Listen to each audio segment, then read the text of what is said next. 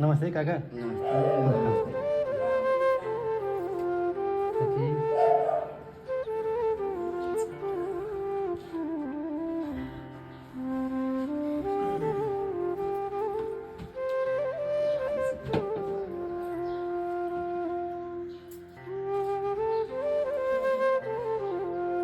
काकीले दर्शन गर्नु भएको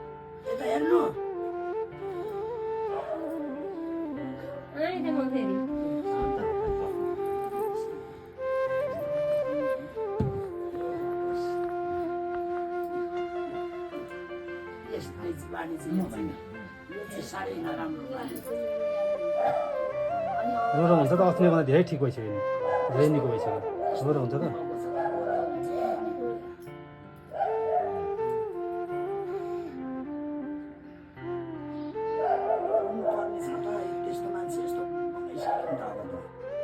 ज्वरो हुन्छ भयो भयो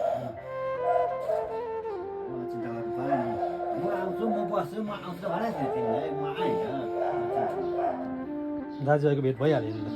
कति खालि भाइ भाइ भाइ भन्नुहुन्थ्यो भाइले बोलाइदियो भन्नुहुन्थ्यो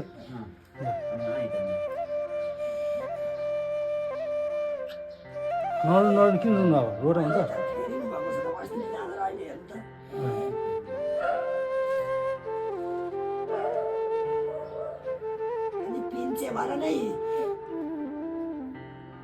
भाइ भाइ भाइ हुनुहुन्थ्यो भाइले बोलाइदिनु त आउनु त काका गाह्रो हुन्छ रुनु हुँदैन